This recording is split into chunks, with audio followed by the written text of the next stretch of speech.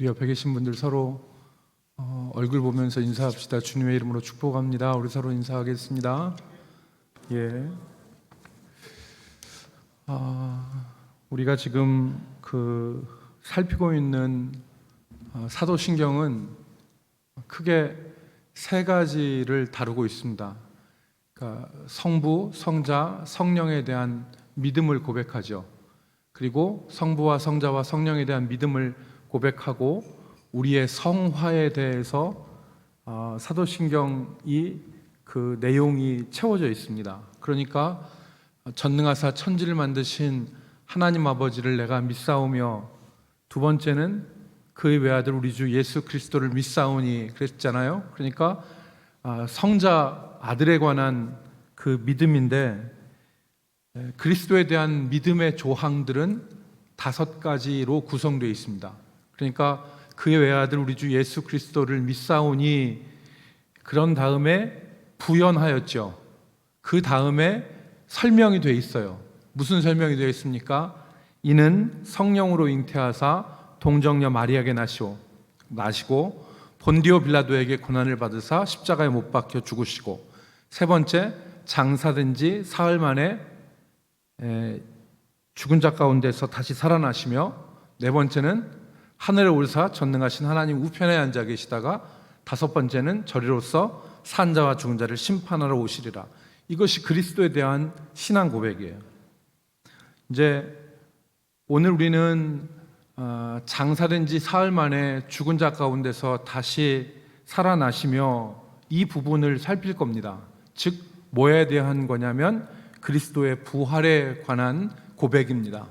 우리가 장사된 지 사흘 만에 죽은 자 가운데서 다시 살아나시며 라고 하는 이 사도신경의 고백을 하잖아요. 그래서 이 의미가 무슨 의미인지 오늘 우리가 그것을 같이 살펴보겠습니다. 그래서 여러분들 교재에 보시면 45문을 보겠습니다. 45문에 보면 묻는 물음이 있죠. 같이 읽겠습니다. 시작. 그리스도의 부활은 우리에게 어떤 유익을 줍니까? 그리스도의 부활, 즉 예수님께서 십자가에 달리시고 장사된 지 사흘 만에 다시 살아나신 것이 우리에게 어떤 유익이 있냐, 그리스도께서 다시 사신 것이 어떤 우리에게 유익이 있느냐, 이 질문이죠. 답을 같이 보겠습니다. 3가지를 이제 기술했습니다. 그러니까 하이델베르그 요리문답은 우리한테 답하라고 하지 않아요. 그러니까 질문이 있고 그냥 우리가 알아서 답하는 게 아니라 답이 기록되어 있는데, 이 답이 매우 은혜롭습니다. 그래서 이 답을 우리가 같이 읽어보겠습니다. 첫째, 시작. 첫째, 그리스도는 부활로서 죽음을 이기셨으며 죽으심으로써 얻으신 의에 우리로 참여하게 하십니다. 둘째, 그의 능력으로 말미암아 우리도 이제 새로운 생명으로 다시 살아났습니다. 셋째, 그리스도의 부활은 우리의 영광스러운 부활에 대한 확실한 보증입니다. 아멘. 크게 4가지로 구분을 했는데요. 첫 번째, 그리스도의 부활은 한마디로 말하면 죄에 대한 승리이다, 이렇게 우리가 확신할 수 있습니다.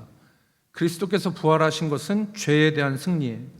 단순히 죽었다가 살아나신 것이 아니다. 까무러쳤다가 다시 살아난 것 아니고 임사 상태라고 하죠. 죽음에 임박해 있다가 다시 깨어난 그 정도의 다시 사신 것이 아니라, 그리스도의 부활은 죄에 대한 승리다. 죄의 결과로서 죽음을 이기신 것이죠. 그래서 여러분, 우리가 잘 아는 대로 죄의 싹은 뭐예요? 사망이에요. 이 싹이란 말은 100가지요. 예를 들어서 저와 여러분이 그렇게 안 할 수 있고 할 수 있겠지만, 남의 집 가서 하루 종일 일해줬어요. 그러면 저녁에 뭘 받아요? 싹을 받아야죠. 하루 종일 남의 집 가서 일했는데 빈손으로 돌아오면 얼마나 그 손이 허전하겠어요. 남의 집 가서 일을 하면, 하루 종일 일을 하면 싹을 받아오는 거예요. 그게 품삯이잖아요. 그런데 죄의 값이, 죄의 싹이 뭐예요? 사망이라. 죄를 지은 결과는 사망이라 그런 말이에요. 그런데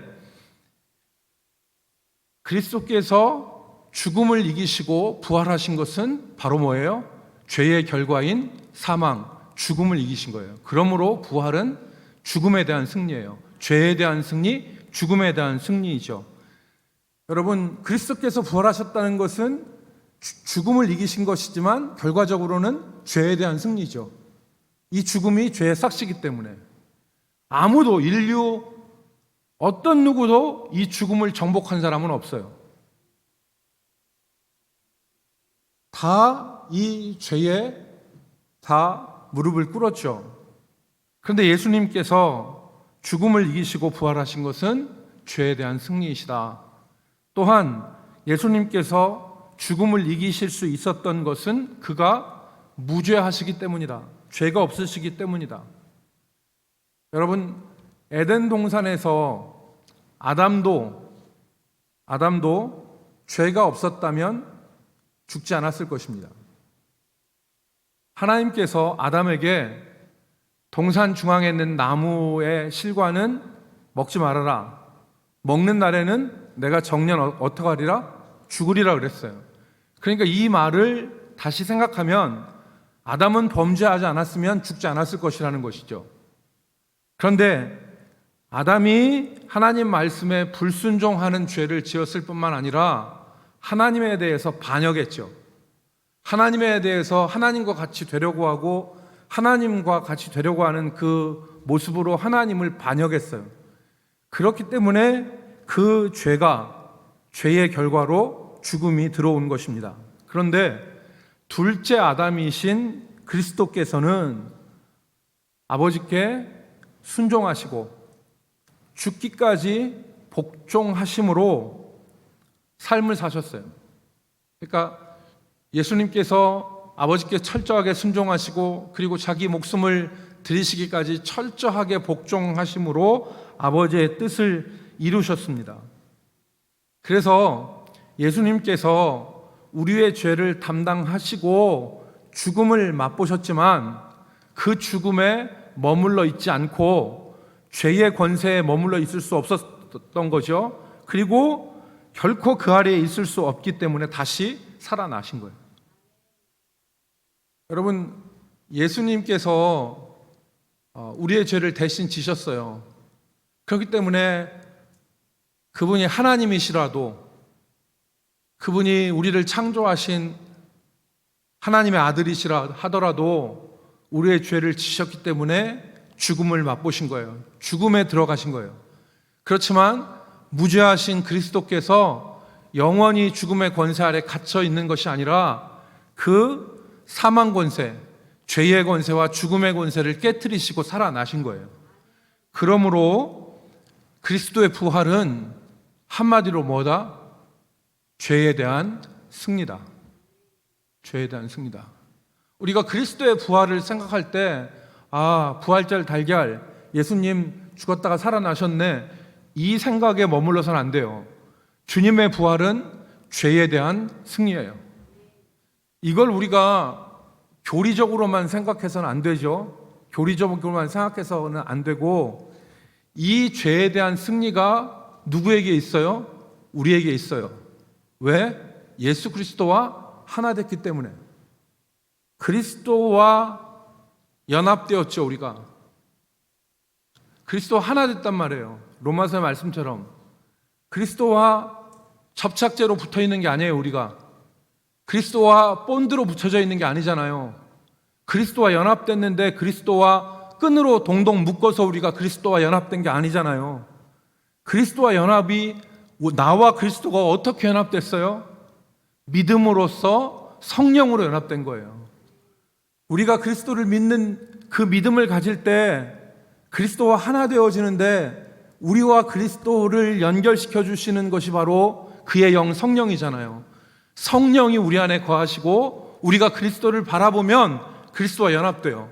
그러므로 그에게 있는 십자가의 죽음이 우리의 죽음이요, 그가 죽음을 이기시고 살아나신 생명이, 부활이 우리의 생명이에요. 그러므로 그리스도 안에 있는 사람들은 죄에 대한 승리를 확신해야 돼요. 비록 우리가 오늘 죄에 대해서 쓰러지고 넘어지고 우리가 우리 스스로 생각해도 시원치 않고 답답해도 우리가 믿음 안에 있으면, 우리가 하나님을 바라보면 하나님께서 우리를 인도하십니다. 하나님께서 우리를 인도하시는 거예요. 단 그리스도를 떠나지 않으면, 그리스도께 붙어 있으면 우리는 연약해도 그리스도께서 우리를 인도하시는 것입니다. 그게 우리의 믿음이에요. 그리고 사람이 다 알아서 지가 개척해 가는 경우는 드물어요. 다 하나하나 계산기 두드려서 자기 인생을 다 계산하는 사람 없잖아요. 그게 아니라 우리가 발을 내딛는데 그 길을 하나님이 인도하시는 거예요. 하나님이 인도하시는 거예요. 그러므로 그리스도 안에 있는 이 승리, 죄에 대한 승리, 이걸 우리가 믿는 것입니다. 우리가 비록 추하고 더럽고 연약하다 할지라도 예수 그리스도 안에 있으면 그리스도께서 우리로 죄를 이기게 하시고 죄에 대한 승리를 주시는 거예요. 그리스도만 안 떠나면 돼요. 그리스도께 붙어 있으면 되는 거예요. 그럼 가능해요. 그럼 우리 안에 계신, 우리 가운데 착한 일을 시작하신 이가 그리스도 예수의 날까지 이루실 줄을 바울이 확신한 것처럼 오늘 우리 가운데 그가 이루실 것을 우리가 확신하는 것이죠. 여러분, 두 번째, 그리스도의 부활은 우리에게 그의 의에 참여할 수 있는 유익을 얻게 하십니다. 그리스도의 부활이 그의 의에 참여하게 한다. 그리스도, 지금 제가 말씀드린 대로 그리스도와 믿음으로 연합된 사람들은 그리스도와 하나됨으로 말할 수 없는 유익을 누리게 되죠. 자, 이런 거죠. 자, 여러분, 이 성경책을 제 책에다가 딱 대고 제 팔에다가 대고 이걸 동동 제 팔에다 감으면 제가 팔을 내리면 책도 같이 내려가요. 근데 제가 팔을 들면 책도 같이 따라 올라가는 거죠. 그리스도와 연합된 사람은 그리스도와 함께 하는 유익을 누리게 돼 있어요. 그래서 그리스도와 연합된 사람들이 누리는 유익은 십자가를 지심으로 얻는 유익이 있어요. 우리가 그리스도께서 십자가에 못 박히심으로 얻는 유익이 있죠. 그게 뭐예요? 죄사함이죠. 그리스도께서 십자가에 못 박히심으로 우리도 십자가에 못 박혀서 죽고 우리도 죄사함의 유익을 얻게 되는 거예요. 내가 그리스도와 함께 십자가에 못 박혔나니 그런즉 이제는 내가 사는 것이 아니요 내 안에 그리스도께서 사신 것이라. 내가 십자가에 같이 못 박힌 거예요. 그리스도 하나 되면. 그래서 죄사함의 유익을 얻게 되는 것입니다.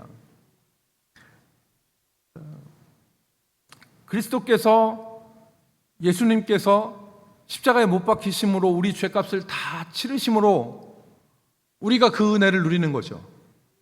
뿐만 아니라 또 하나 있어요. 그게 뭐냐면 그리스도께서 부활하심으로 우리가 누리는 유익이 있죠. 그것이 바로 뭐냐면 그의 의를 덧입는 거예요. 그리스도의 십자가의 죽으심으로 죄사함의 은혜를 입었다면 그리스도께서 부활하심으로 말미암아, 즉 그리스도께서 이 땅에서 아버지께 순종하고 자기 목숨을 드리심으로 율법의 요구를 다 이루신 그 의, 그것이 그리스도의 부활로 말미암아 우리에게 덧입혀지는 것이죠. 여러분, 그래서 고린도전서 오늘 15장 17절 말씀을 같이 읽겠습니다. 고린도전서 15장 17절, 그리스도께서 시작. 그리스도께서 다시 살아나신 일이 없으면 너희 믿음도 헛되고 너희가 여전히 죄 가운데 있을 것이요. 아멘. 그리스도께서 다시 살아나신 일이, 즉 부활이 없다면 너희 믿음도 헛되고 너희가 여전히 죄 가운데 있을 것이라 그랬어요. 그리고 로마서 4장 25절에 가면 분명하게 우리에게 말합니다. 로마서 4장 25절, 예수는 시작. 예수는 우리가 범죄한 것 때문에 내줌이 되고 또한 우리를 의롭다 하시기 위하여 살아나셨느니라. 그러니까 구원은 뭐예요? 구원은 죄사함과 의롭다 하심이 동시에 이루어진 것이 구원이에요. 하나님께서 십자가에 못 박히심으로 우리의 죄를 사해 주셨어요. 그런데 그가 순종과 복종하심으로 율법의 의를 다 이루신 의가 그의 부활로 말미암아 우리에게 덧입혀지는 거예요. 그래서 구원은, 온전한 구원은 죄사함과 의롭다 하십니다. 죄사함과. 그래서 이거를 신학적인 용어로 얘기하면 속죄와 칭의다 얘기할 수 있는 거예요. 속죄와 칭의다. 그래서 여러분, 이사야 61장 10절 말씀을 보시면 이 신학적 용어가, 이 진리가 분명하게 드러나 있죠. 같이 읽겠습니다. 내가 여호와로 말미암아 크게 기뻐하며 내 영혼이 나의 하나님으로 말미암아 즐거워하리니 이는 그가 구원의 옷을 내게 입히시며 공의의 겉옷을 내게 더하심이 신랑이 사모를 쓰며 신부가 자기 보석으로 단장함 같게 하셨음이라. 아멘. 그 말씀을 띄워주세요. 10절 말씀을. 60절 10절 말씀 보면 내가 여호와로 인해서 기뻐하고 즐거워한다는 거예요. 그런데 왜 즐거워해요? 이는 그랬어요. 이는 가운데 보면 이는 이유를 설명하는 말이죠. 이는 그가 구원의 옷을 내게 입히시고, 구원의 옷이라는 것은 구원 곧 죄사함, 속죄예요. 구원, 죄사함의 옷을, 유대인들은 겉옷과 속옷을 입었잖아요. 우리처럼 겉옷과 속옷이 아니라 안에 있는 옷이 있었고 그리고 그 위에 외투 같은 것을 입었어요. 그렇기 때문에 하나님께서 내게 구원의 옷, 죄사함의 옷을 입히시고 거기에 공의의 겉옷, 의의 겉옷을 덧입히셨다. 그러니까 온전한 구원은 죄사함과 의롭다 하심이 같이 주어져야 되는 것이다. 그런데 그 의롭다 하심이 무엇으로 주어진다? 주의 그리스도의 부활로. 그래서 이 뒤에 보면 그 모습이, 이 구원이 얼마나 아름다운지, 신랑이 사모를 쓰고, 사모가 뭐냐면 전통 혼례할 때 신랑이 이렇게 모자를 쓰잖아요. 거기에 보면 이렇게 꽃까지 어사와 같이 내려뜨린 모자 있잖아요. 그게 사모예요. 그리고 신부가 보석으로 자기를 단장한 것 같다라고 하는 것은 아름다움의 표시죠. 즉 하나님께서 우리를 죄사하시고 의롭다 하신 것이 얼마나 귀하고 아름다운가 하는 것을 드러낸 말이에요. 그래서 오늘 그리스도의 부활이 우리에게 죄사함뿐만 아니라 그리스도의 의를 덧입게 하는 거예요. 의를 덧입게 하는 거예요. 마치 비유하자면 어린아이가 밖에 나가서 노는데 지금은 별로 없지만 하천, 시궁창에 들어가서 아이가 완전히 뒹굴었어요. 그러면 그 시궁창에 들어간 아이를 엄마가 집으로 와서 얘 너 시궁창에 뒹굴었으니까 네 침대에 가서 그냥 고이 자라, 이렇게 하는 사람 아무도 없죠. 어떡합니까? 부모가 목욕탕에 데리고 가서, 욕실에 데리고 가서 아이를 깨끗하게 씻어요. 시궁창 냄새 안 나도록 다 비누로 씻기고 머리도 감기고 다 씻겨. 그런 다음에 어떡합니까? 아이에게 옷을 입혀. 그리고 침대 가서 자라고 그래. 이게 바로 하나님께서 죄악 가운데 있는 우리를 온전케 하시는 모습이죠. 그리스도의 피로 정결케 하시고 그가 이루신 의로 우리를 덧입혀 주셔서 죄사함과 구원의 은혜, 공의의 의를 입히실 때 우리가 온전해지죠. 그래서 우리가 기도할 때 주 예수 그리스도의 이름으로 기도드립니다라고 하는 것은 그런 의미예요. 나는 내 자신의 모습으로는 추하고 부족하고 더러워서 하나님 앞에 감히 얼굴을 들 수 없지만 날 위해서 십자가에서 못 박히신 그리스도의 그 죄사함과 나에게 덧입혀 주시는 그 공의를 힘입어서 내가 감히 하나님 앞에 아뢰입니다. 하나님 앞에 감히 나갈 수 있는 담대한 마음을 갖습니다. 이거죠. 그래서 여러분, 주 예수 그리스도의 이름으로 기도한다고 고백하는 거예요. 오늘 우리에게는 이 의가 덧입혀져 있습니다. 예수 믿는 사람은 예수 안 믿는 사람하고 똑같아요. 겉모습은 똑같습니다.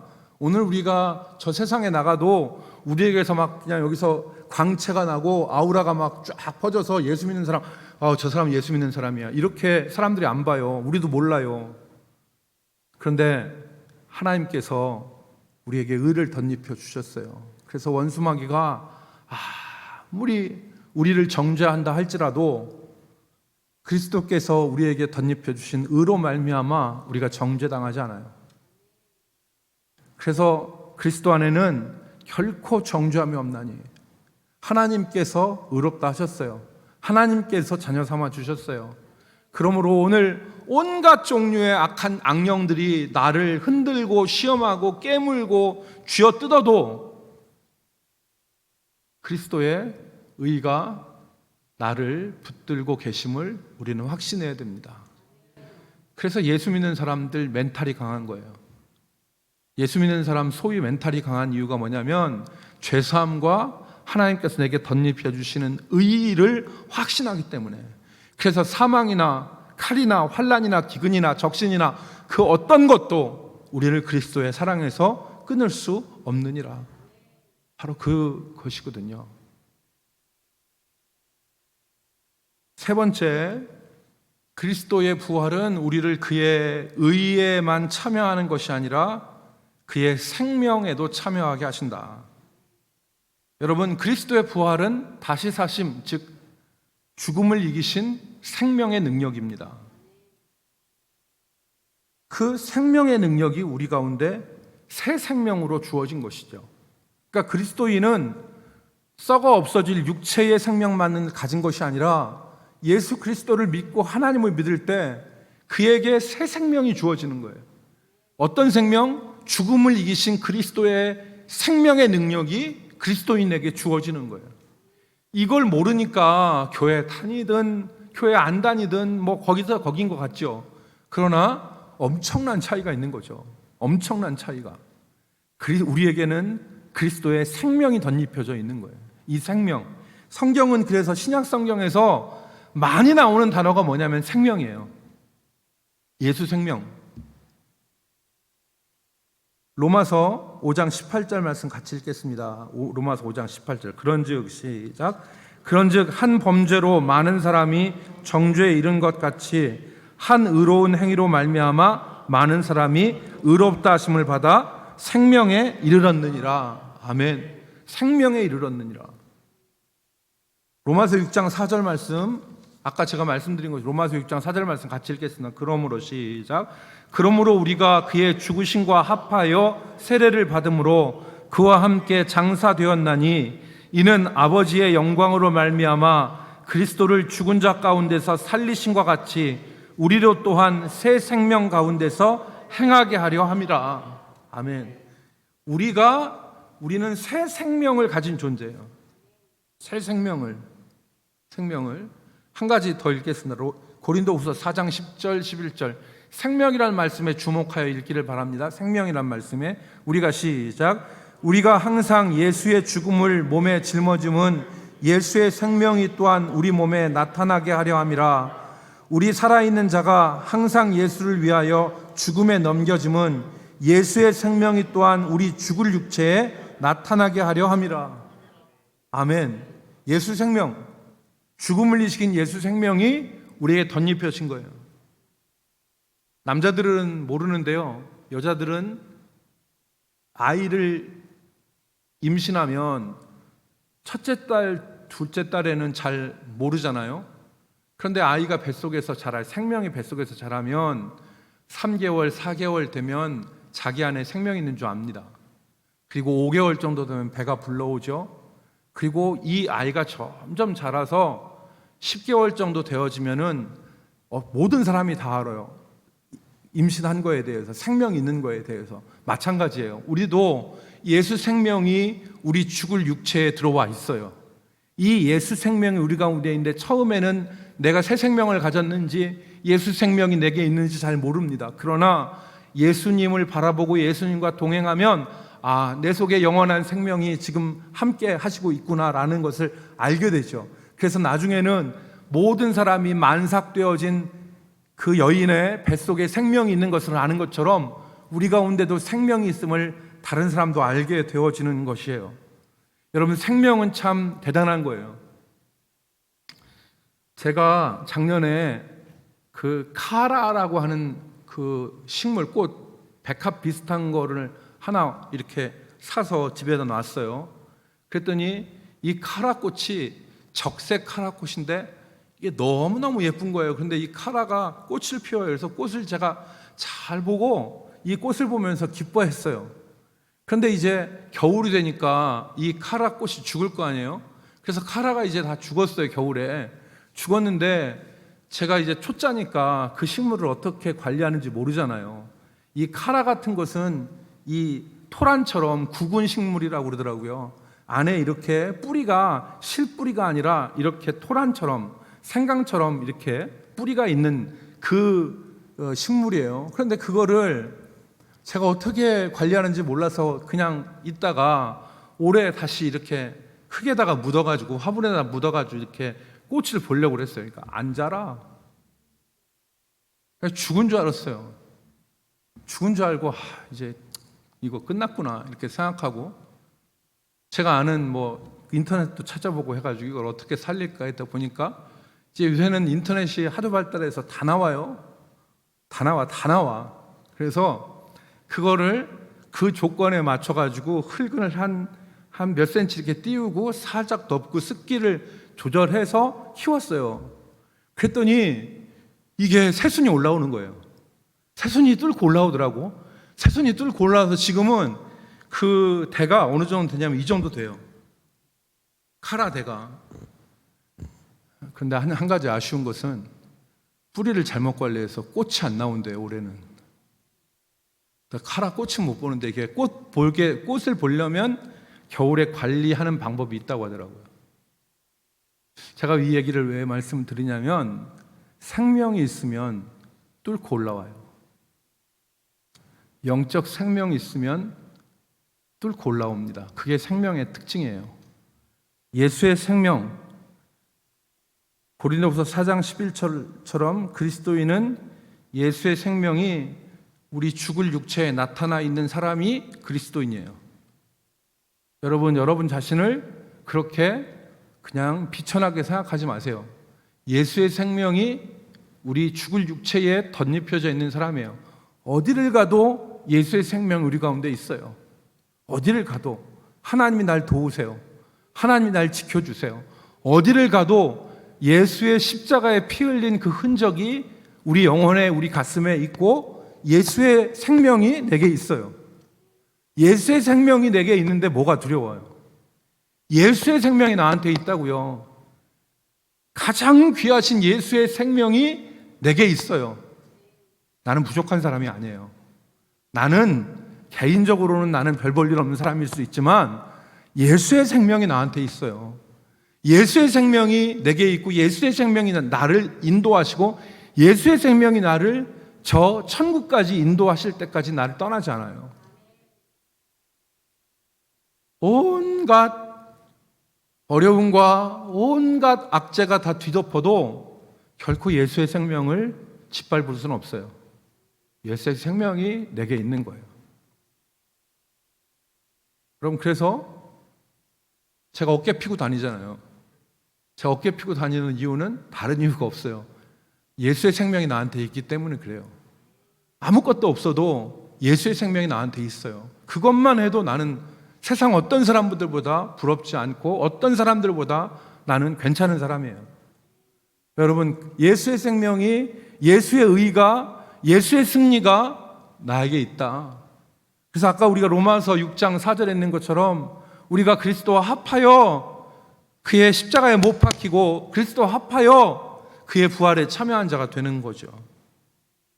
마지막으로 이 예수의 생명이 우리 가운데, 예수의 부활이 우리 가운데 어떤 유익을 주느냐? 예수의 부활은, 그리스도의 부활은 우리의 영광스러운 부활의 확실한 보증이다. 만약에 그리스도가 부활하시지 않으셨다면 우리가 그리스도께서 죄와 사망 권세를 이겼다고 확신하기 어려웠을 수도 있어요. 왜?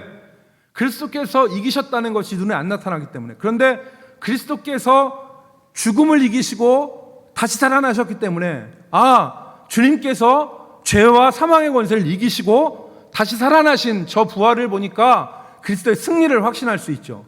그리고 그 부활이 우리의 부활의 보증이에요.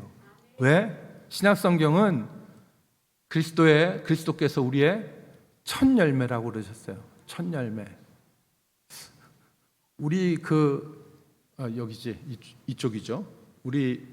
제가 좀 방향 감각이 없어서 그러는데 우리 교회 정원에 가면은 모과나무가 있어요. 모과나무가. 그 모과나무가 있는데 그 모과나무가 가을에면 모과가 막 이만한 게 열려요. 이만한 게 열리는데 그 모과나무가 이제 지금은 모과나무라고 알지만 처음에 나무를 심고 보면 첫 열매가 뭐가 열리는 거에 따라서 그 다음에 열리는 열매는 결정되는 거죠. 만약에 저 나무에 모과나무가 이렇게 열려 있어요. 그럼 저거는 모과나무구나. 그렇게 우리가 알잖아요. 그런데 첫 열매가 모과가 열렸는데 뒤에는 사과도 열리고 배도 열리고 감도 열리고 앵두도 열리고 살구도 열리고 이런 나무 없어요. 그죠? 첫 열매가 뭐냐에 따라서 뒷열매는 다 결정되는 거예요. 그래서 성경은 그리스도께서 잠자는 자들의 첫 열매가 되셨다. 잠자는 자들의 첫 열매. 그래서 오늘 우리가 읽은 고린도전서 15장 20절 말씀해 보세요. 20절 말씀에 먼저 고린도전서 15장 20절. 그러나 시작. 그러나 이제 그리스도께서 죽은 자 가운데서 다시 살아나사 잠자는 자들의 첫 열매가 되셨느니라. 아멘. 첫 열매가 되셨다는 거예요. 첫 열매가. 그리고 로마서 8장 11절 말씀 같이 보겠습니다. 로마서 8장 11절. 예수를 시작. 예수를 죽은 자 가운데서 살리신 이의 영이 너희 안에 거하시면 그리스도 예수를 죽은 자 가운데서 살리신 이가 너희 안에 거하시는 그의 영으로 말미암아 너희 죽을 살리시리라. 아멘. 여러분 이거 앞에 있는 설명 다 이해하시죠? 다시 보세요. 8장 11절. 예수를 죽은 자 가운데서 살리신 이 누구예요? 아버지예요. 아버지 하나님이죠. 예수를 죽은 자 가운데서 살리신 하나님 아버지의 영, 성령이 너희 안에 거하시면, 아까 제가 그랬죠? 예수 떠나지 않으면, 예수 버리지 않으면, 예수 안에 있으면 그 영이 그리스도 예수를 죽은 자 가운데서 살리신 이가 하나님이죠. 너희 안에 거하시는 그의 영으로 말미암아, 성령으로 말미암아 너희 죽을 몸도 어떻게 하시리라? 살리시리라. 영광의 부활. 그래서 여러분 요한복음 5장 28절 29절 우리의 부활을 말씀했습니다. 같이 읽겠습니다. 이를 놀랍게 시작. 이를 놀랍게 여기지 말라. 무덤 속에 있는 자가 다 그의 음성을 들을 때가 오나니 선한 일을 행한 자는 생명의 부활로 악한 일을 행한 자는 심판의 부활로 나오리라. 무덤 속에 있는 자가 그의 음성을 들을 때는 언제입니까? 그리스도께서 재림하실 때. 유사 이래로 생명을 가진 모든 자들이 죽음의 자리에서 다 일어나게 되는 거죠. 그래서 그의 앞에서 그의 그리스도의 심판대 앞에 서서 생명의 부활과 심판의 부활로 나누는 것입니다. 양과 염소의 갈림이 있게 되는 거죠. 그때 그 생명의 부활, 그 부활의 보증으로서 그리스도께서 부활하신 것입니다. 오늘 우리가 이제 45문을 다시 한번 읽고 마치겠습니다. 처음에 45문의 답을 읽고 저희가 무슨 얘기인지 모르시겠다고 하시는 분들은 이제 이 문장을 읽어보십시오. 그러면 이해가 될 겁니다. 자, 다시 읽겠습니다. 45문 문을 읽겠습니다. 시작. 그리스도의 부활은 우리에게 어떤 유익을 줍니까? 그리스도가 다시 사신 것이 우리에게 어떤 유익이냐는 거예요. 답을 보겠습니다. 첫째, 천천히 읽겠습니다. 첫째, 시작.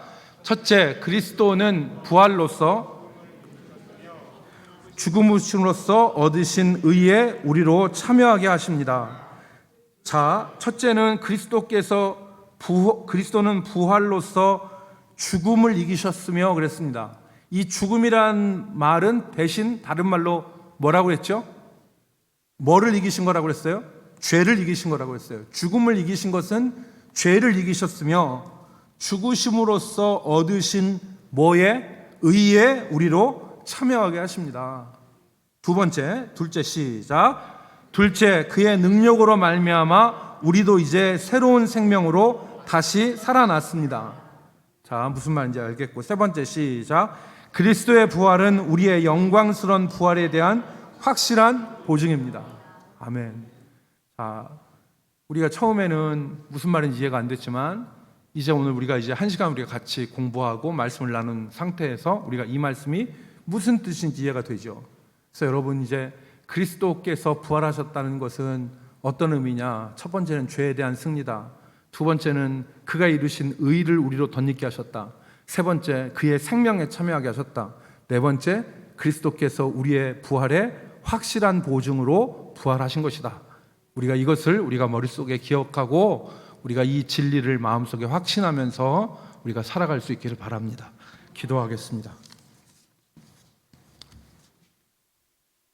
아버지 하나님, 예수의 의와 예수의 생명이 지금 나에게 덧입혀져 있고 내가 믿음 안에서 그리스도를 붙들고 성령 안에서 그리스도께 나아가면 우리의 길을 인도하시고 우리를 모든 이 세상의 죄와 그리고 유혹과 시험에서 승리하게 하실 것을 바라보게 하여 주옵소서.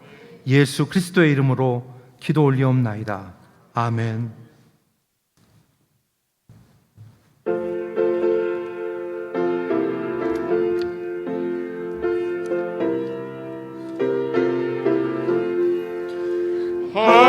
할렐루야, 우리 예수 부활 승천하셨네.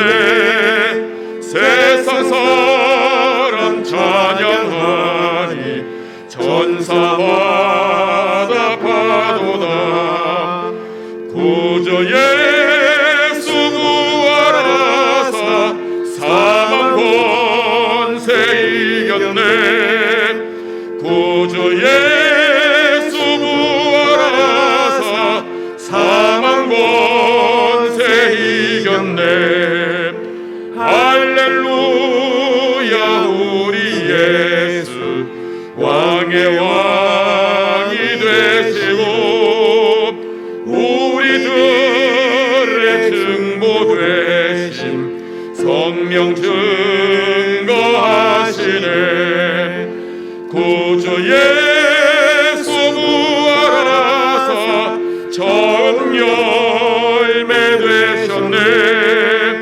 구주 예수 부활하사 첫 열매 되셨네.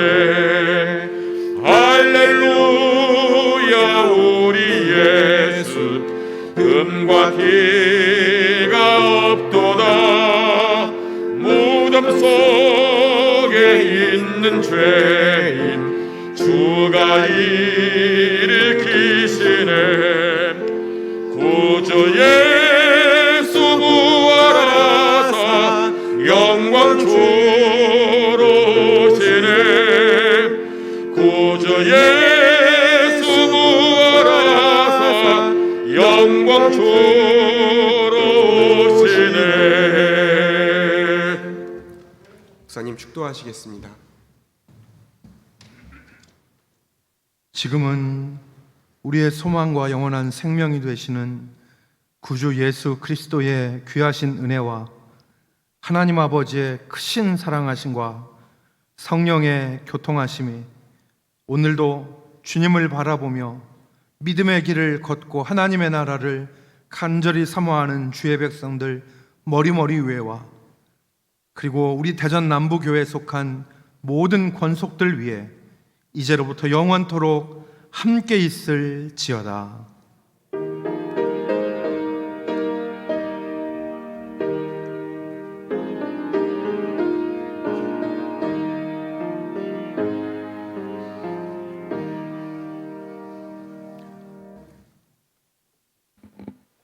할렐루야. 네, 살아계신 하나님을 찬양합니다. 제가 잠시 기도드리